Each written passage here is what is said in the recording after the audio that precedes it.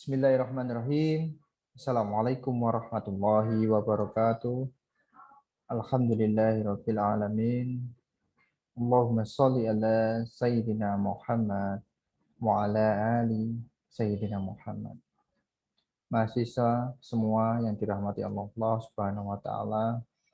Pada pertemuan kedua mata kuliah data mining, di pertemuan ini kita akan berbicara mengenai pengenalan mengenai mata kuliah data mining tersebut. Introduction to Data Mining Second Edition. Pembelajaran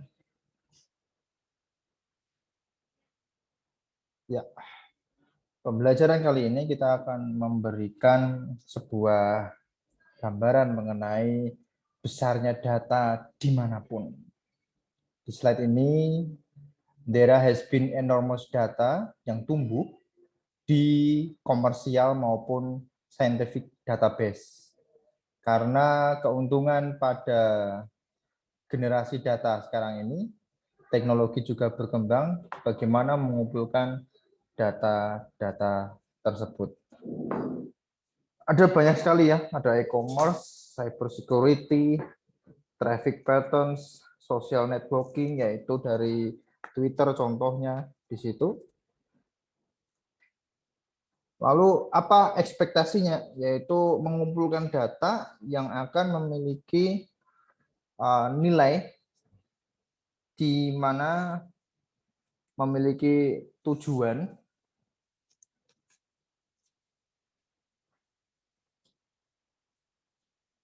Tujuannya yaitu apa? Tujuannya di sini kita bisa melihat gather data will have value. Yang pertama adalah mengumpulkan saja atau memiliki tujuan not and vision. Tidak ada apa spesifik yang nanti bisa kita dapatkan dari data tersebut. Jadi ada tujuan hanya untuk mengumpulkan, tetapi tidak hanya envision saja. Jadi ada dua ekspektasinya di sini. Kenapa kita harus mengumpulkan data tersebut? Data tersebut itu bisa kita peroleh dimanapun ya, seperti yang ada di dalam layar itu. Ya. Kenapa kita harus mempelajari penggalian data? Lot of data is being collected dan dikumpulkan. Salah satu yang paling besar adalah Facebook. Facebook adalah media sosialnya, dan sekarang Amazon.com untuk komersial elektronik komersial ya. Dan sekarang juga Google sudah luar biasa besarnya ya untuk mendapatkan data. Mesin pencarian manapun di seluruh dunia pasti menggunakan Google yang memang lebih powerful dibandingkan dari Yahoo. Kalau di gambar saya ada Yahoo di sininya. Web data, Google memiliki petabytes dari web data. Facebook memiliki billion of active user. Ini kami kumpulkan, ini slide ini kami kumpulkan dari Kumar yang ada di komputer science luar negeri, di mana ini dibuat pada tahun 2020 ya. 2020. Slide ini maksudnya. Terus selain web data ada purchase department maupun grocery stores, Amazon contohnya, tapi kalau tempat kita adalah Bukalapak yang dimiliki oleh CEO dalam negeri ya, Mas Zaki, yang sekarang sudah turun ya. Dia hanya di belakang Bukalapak, tidak menjadi CEO lagi ya. Terus siapa? Tokopedia, ada Shopee yang paling powerful sekarang ya. Saya paling sering menggunakan Shopee ya. Bukan di endorse ini, mohon maaf. Bank kredit transaction ya. Jadi banyak data dikumpulkan dari contoh-contoh ini ya. Komputer di sini memiliki have become cheaper and more powerful. Kenapa dikatakan become cheaper? Karena semuanya sudah dikoleksi data-data tersebut. Sehingga komputer tidak harus memiliki resource yang besar, tetapi cukup dia mengakses internet, jaringan internet ataupun cloud internet ya, yang bisa dimanfaatkan sehingga komputer yang ada di user maupun klien ini tidak butuh kemampuan yang besar. Competitive pressure is strong. Nah, ini adanya tekanan dari kompetisi ya yang ada di dalam pengumpulan data tersebut. Yang kedua, kalau tadi adalah dari sudut pandang komersial, kalau ini adalah dari sudut pandang saintifik. Data dikoleksi dan ditaruh ya at enormous speed ya. Ini speednya luar biasa ya. Jadi pengumpulan data itu sangat luar biasa. Yang pertama contohnya adalah remote sensor pada satelit. Ini contohnya adalah NASA EOSDIS yang memiliki archive, yang menyimpan archive sebanyak petabytes dari data ilmu bumi per tahun. Bayangkan, per tahun. Teleskop yang scanning luar langit ya. Jadi kita juga memiliki data sky langit yang mana langit itu dipindai atau di scanning untuk mendapatkan hasil penginderaan jarak jauh, apa objek yang lewat setiap harinya yang bisa kita dapatkan. Sehingga itu penting bagi kita untuk nantinya data itu bisa kita manfaatkan sekaligus memprediksi nantinya tujuannya. Salah satunya seperti itu. High throughput biological data. Wah, ini yang paling penting yang era zaman sekarang ini. Bagaimana arus informasi pertukaran data secara biologikal ya, dari tubuh manusia maupun makhluk hidup yang lainnya. Ini sangat penting kita untuk dapatkan, untuk apa? Untuk mendapatkan ilmu-ilmu yang baru terkait revolusi manusia maupun banyak sekali ya bakteri-bakteri yang berada di lingkungan sekitar kita yang nantinya bisa kita manfaatkan sebagai obat maupun nanti sebagai deteksi dari beberapa penyakit, sehingga high throughput biological data ini penting untuk dikoleksi dan ditaruh di tempat yang selayaknya untuk bisa kita pelajari. Scientific simulation yang memiliki terabytes of data generate in few hours, bayangkan dalam beberapa jam terabyte of data dikumpulkan untuk simulasi saintifiknya. Nah, apa pentingnya data mining? Ini membantu ilmuwan in automated analysis of massive dataset. Bayangkan, sebegitu besarnya data, ilmuwan merasa terbantukan dengan adanya penggalian data yang nanti kita akan pelajari adalah metodenya yang nantinya bisa menganalisis secara otomatis dari banyaknya data atau kita sebut sekarang itu big data. Dan in hypothesis formation. Great opportunity to improve productivity in all walks of life. Jadi big data di sini merupakan next frontier for innovation. Dan juga tidak hanya inovasi, tapi kompetisi dan juga produktivitas. Lihat saja di situ ada berapa billion dolar yang dihasilkan untuk mengumpulkan data. $600 untuk membeli disk drive that can store all of the world's music. Tuh, bayangkan. Jadi adanya kesempatan yang baik untuk meningkatkan productivity di dalam keseharian kita, yaitu apanya? Yaitu produk-produk yang nantinya untuk kita inovasi terkait adanya data-data yang besar seperti itu. 40% projected grow in global data generated per years versus 5% grow in global IT spending. Wah, luar biasa ini ya. Adanya opportunity, kesempatan yang baik untuk mengkoleksi data dan juga untuk meningkatkan proyek global data yang nantinya dimanfaatkan untuk pertumbuhan global IT maupun global ekonomi yang ada di negara tertentu seperti itu. Per tahun ya, itu data surveinya itu per tahun.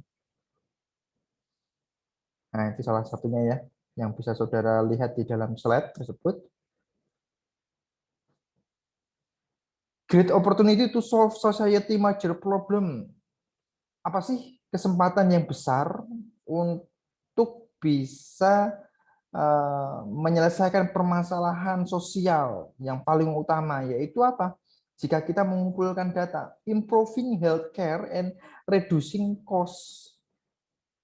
Itu yang pertama. Predicting the impact of climate change. Ya, ini nggak kelihatan ya gambarnya di sini. Kita masuk ke finding alternatif, yaitu mencari alternatif dari energi source. Lalu dari penjelasan-penjelasan tadi, apa itu pengertian data mining dari sudut pandang tadi komersial, dari sudut pandang saintifik, many definition ya, banyak sekali pengertian. Yang pertama adalah non-trivial extraction, yang di sini ekstraksi secara implisit. Sebelumnya kita tidak mengetahui dan memiliki potensial untuk digunakan sebagai informasi dari data tersebut.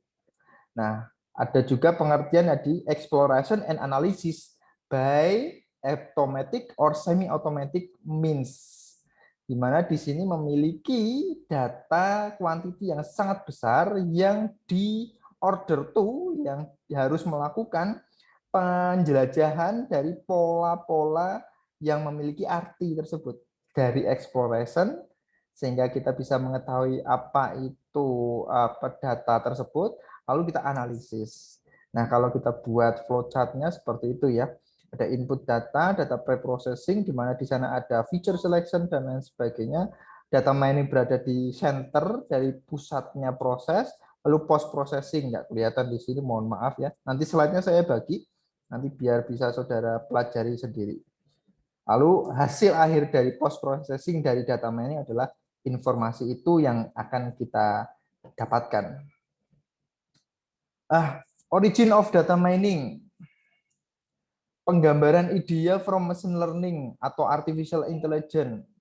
Jadi origin of data mining adalah menggambarkan ide dari machine learning atau artificial intelligence.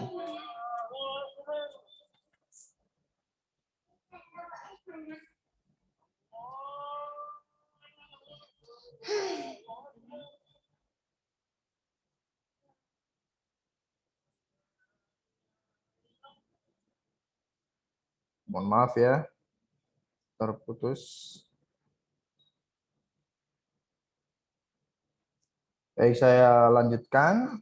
Gambaran ide dari machine learning ataupun artificial intelligence, origin of data mining, mengenali pola, statistiknya, dan juga sistem database. Di dalam tradisional teknik, kita biasanya unsuitable due to data. Yang pertama adalah large scale, memiliki data yang besar, memiliki dimensi yang besar, memiliki heterogenis. Jadi data itu tidak hanya satu sampel jenis misalnya, tapi heterogenis. Dan juga kompleks, yang mana nanti secara distribut nanti bisa didistribusikan dari manapun. Seperti itu. Nah, ini data mining berada di mana? Data mining berada di center. Jadi ada statistik, kalau di sini era sekarang ini disebut dengan data science. Itu hubungannya dengan data science. Kalau data science itu pasti ada statistiknya dan lain sebagainya. Statistik berhubungan dengan kalkulus atau logika matematika dan lain sebagainya. Lalu di sini ada AI, di mana nanti kalau di mata kuliah yang selanjutnya artificial intelligence, ataupun nanti di sebelahnya juga ada image processing atau computer vision, yang mana semuanya ini terkait menjadi satu kesatuan yang pohonnya pohon besarnya adalah artificial intelligence. Memiliki dahan-dahan atau subcabang-cabang, salah satunya adalah data mining, machine learning, pattern recognition, computer vision, dan lain sebagainya. Apa itu tugas data mining? Prediction method yang biasanya digunakan dari variabel-variabel yang ada di dalam data tersebut, lalu untuk memprediksi unknown or future values dari variabel yang lainnya. Gitu ya, prediksi method itu penjelasan seperti itu. Description method mencari human interpretable, pola-pola dari human interpretable yang menggambarkan data tersebut. Nah, ini ada tugas data mining ya. Ini kurang lebih ada 2, prediction method dan description method. Lalu ini kalau ini penjabaran gambarannya seperti itu dari data mining itu sendiri. Jadi ada bagian-bagian untuk mengclustering, ada mengassociation rule, ada memiliki teknik anomaly detection dan predictive modeling dari data tersebut ya. Jadi bisa diolah atau diberikan penugasan data tersebut, penggalian cara-caranya adalah clustering, association rules, predictive modeling, maupun anomaly detection. Ini walaupun tidak ada di dalam slide klasifikasi, tetapi predictive modeling yang ada di sini, contoh predictive modeling adalah dengan teknik klasifikasi. Bagaimana mencari model for class attribute sebagai fungsi dari nilai dari atribut yang lainnya. Nah, ini ya, yang pertama adalah penomorannya, employee-nya. Jadi ini employee yes, no, no. Itu adalah nilainya. Kalau ini adalah variabelnya, atributnya. Nah, ini atribut ya, yang paling atasnya. Kolomnya atribut. Kalau yang ini di baris-baris ini adalah values-nya. Nah, seperti itu. Nah, paling akhir ini adalah kelas. Kelas itu untuk memberikan tujuan apakah dia tuh termasuk yang bisa diberikan kredit. Kredit borti. Tidak apakah layak diberikan kredit? Kalau ini sudah lulus, yes. Masih SMA tidak bisa diberikan kredit. Undergraduate tidak bisa diberikan kredit. Nah, seperti itu. Loh, ini tapi ini high school-nya kok yes, Pak, tapi dia sudah bekerja. Seperti itu. Oke. Ini example. Ada ini kalau di sini disebut kategorikal. Kategori dari employee itu yes ataupun no. Kategorikal. Jadi level dari atribut atau variabel tersebut memiliki tipe kategorikal. Kategorikal ini kuantitatif. Kuantitatif itu berarti numerik nilai yang bisa diukur, kuantitatif. Nah, kalau ini kelas. Nah, di dalam klasifikasi example, mohon maaf nih gambarnya tidak terlalu ini ya. Oh, sudah bisa kita gali. Oke, mohon maaf. Ini ada training set, learn classifier. Nah, ini di training. Jadi data tersebut nanti dipecah menjadi 2. Yang satu untuk membuat model yaitu training setnya, data training. Yang satu untuk menguji model tersebut, sehingga disebut dengan test set. Nah, learn classifier ini adalah algoritma ataupun teknik yang nantinya digunakan untuk membuat model tersebut. Kalau model tersebut, nah ini modelnya itu, bisa memiliki akurasi yang baik dalam memprediksi, sehingga bisa dikatakan model tersebut valid atau layak untuk bisa digunakan dalam memprediksi satu permasalahan. Nah, ini example klasifikasinya ya.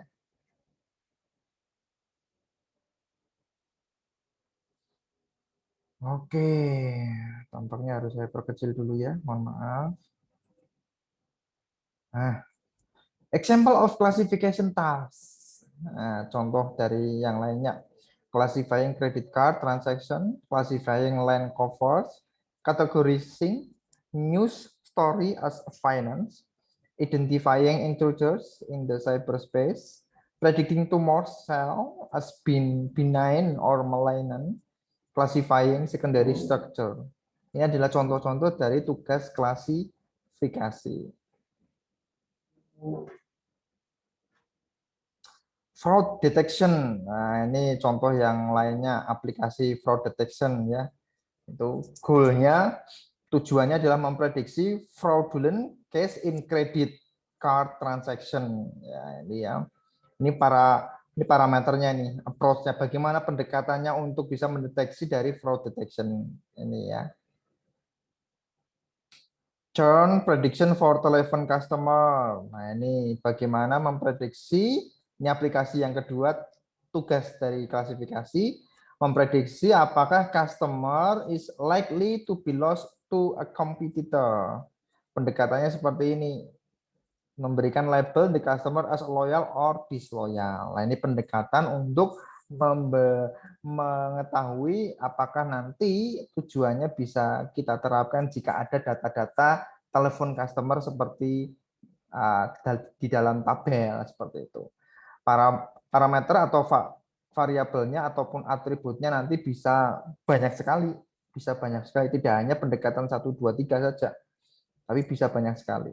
Itu bisa kita dapatkan melalui penelitian. Bagaimana membuat setiap parameter ataupun variabel kita menentukan itu harus kita dapatkan dari kita eksplorasi data yang tersebut. Kita analisis dari data tersebut. Nah, ini adalah case survey cataloging. Tujuannya adalah memprediksi kelas, star, or galaksi di situ dari objek langit tersebut. Nah, ini data yang digunakan 3.000 image nih dengan 23.000 kali 23.000 pixel per image. Pendekatannya seperti ini. Atributnya seperti ini. Ada 1, 2, 3, 4 yang saudara bisa lihat di sana.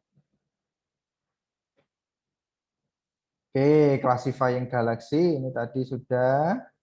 Jadi data yang awal seperti ini ya. Data yang awal.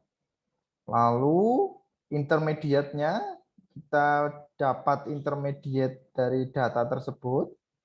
Di sini ada kelas stage of formation. Formation itu bentuk dari gambaran citra tersebut, gitu ya.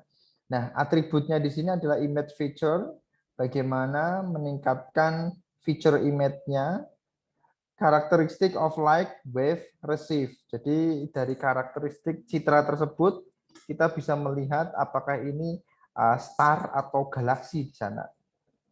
Nah, otomatis kita harus memiliki banyak data mengenai star.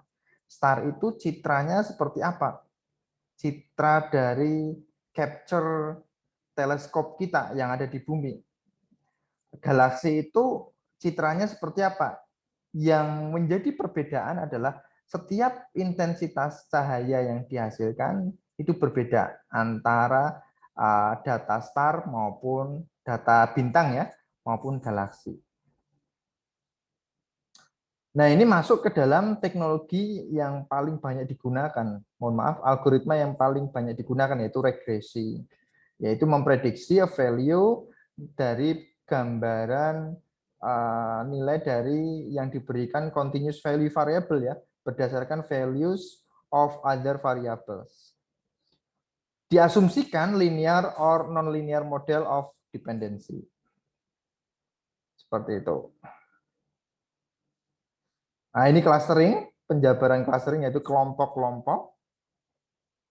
Application of cluster analysis. Nah, ini pemahamannya bagaimana? Custom profiling for targeted marketing. Jadi ada custom profiling untuk target marketingnya. Summarization, kenapa cluster analysis itu dilakukan? Mereduce ukuran dari data yang besar. Seperti itu ya. Salah satu algoritma yang digunakan adalah K-means. Nah, ini ya K-means ya. Oke, ini ada market segmentation. Jadi clustering itu digunakan untuk market segmentation. Dokumen clustering, mengelompokkan, ini dokumennya ini ya, banyak sekali ini dari email dataset. Association rule discovery, yaitu definition. Definition ini maksudnya adalah jika kita membeli roti Coke dan milk. Nah, ini itemnya ini. Ini data dari customer pertama sampai kelima. Coke, diaper, milk. Nah, ini rules-nya itu. Rules-nya. Jika kita membeli Coke, Coca-Cola itu kita juga membeli diaper dan milk. Ini adalah apa namanya hubungan antara satu barang dengan yang barang yang lainnya yang nanti kita beli, itu disebut dengan association rule discovery. Association analysis aplikasinya apa? Market basket analysis, telecommunication alarm diagnosis, medical informatics. Aplikasi yang lainnya adalah sebuah example subspace differential co-expression pattern from lung cancer dataset. Jadi ini adalah dataset dari kanker paru-paru. Association analysis aplikasi yang digunakan. Seperti itu ya. Ini penelitian tahun 2001, 2005, dan 2007 mengenai kanker paru-paru. Pasiennya kita bandingkan co-expression pattern-nya, polanya bagaimana. Anomali change detection. Nah, ini adalah contohnya adalah credit card fraud detection, network intrusion detection, identify anomalous behavior. Nah, ini adalah slide saya yang terakhir. Jadi challenge penelitiannya adalah scalability, data yang luas, high dimensionality, heterogen dan kompleks data, kepemilikan data. Nah, ini sekarang itu kalau data sudah disimpan, otomatis menjadi milik orang tersebut gitu ya. Bagaimana kita bisa mengambil data tersebut, otomatis kita memiliki banyak juga, tidak hanya data-data yang berbayar seperti BMKG itu juga punya data-data yang berbayar, tapi ada juga data-data yang distribusikan secara gratis. Untuk apa? Untuk bisa diteliti secara bersama-sama dengan peneliti-peneliti lainnya di dunia. Cuma untuk data-data spesifik memang banyak yang di-keep karena memang memiliki resource yang besar untuk mendapatkan data tersebut. Jadi kalau ditanya data ownership itu bisa di-open, bisa dibuka secara terbuka sebagai data publik, tapi juga ada data yang di-keep oleh pihak tertentu karena kita mendapatkan data itu juga tidak enak atau tidak mudah gitu, seperti itu. Karena kita juga butuh alat-alat, misalnya adalah arah angin gitu ya. Data yang diperlukan itu kita juga harus membuat sensor-sensor di dalam sana, kerjasama dengan anak-anak elektro untuk mendapatkan data kelembaban, angin, dan lain sebagainya. Yang nantinya kita uji data tersebut, bukan kita uji ya, kita ambil data tersebut dari titik yang tertentu, sehingga membutuhkan resource yang besar, bisa dikatakan data tersebut harus berbayar, seperti itu. Dan yang terakhir adalah non-traditional analysis, yaitu analisis non-tradisional dari motivating challenge untuk penelitian data mining tersebut. Nah, setelah ini mahasiswa semuanya nanti akan ada diskusi terkait motivating challenges yang nantinya saudara bisa baca banyak paper di dalam Google Scholar maupun di doaj.org, penelitian-penelitian mengenai data mining, mengenai scalability. Silakan nanti dicari di Google Scholar mengenai penelitian data mining dalam sudut pandang scalability. Bagaimana penelitian-penelitian di dalam teknik-teknik data mining itu tersebut. Nah, nanti kita diskusikan di forum diskusi ya yang ada di pertemuan kedua untuk bisa menjadi keaktifan saudara. Harus ikut replay dari diskusi saya ya, sehingga activity completion saudara bisa terpenuhi ataupun keaktifan saudara bisa terpenuhi untuk pertemuan yang kedua ini. Tidak hanya presensi disimak, tetapi juga belajar aktif di dalam elearning.usm.ac.id. Itu yang bisa saya berikan pemaparan mengenai data mining. Mahasiswa semuanya, terima kasih untuk perhatian saudara sampai akhir, dari awal sampai akhir mengikuti kuliah introduction to data mining. Saya akhiri. Assalamualaikum warahmatullahi wabarakatuh.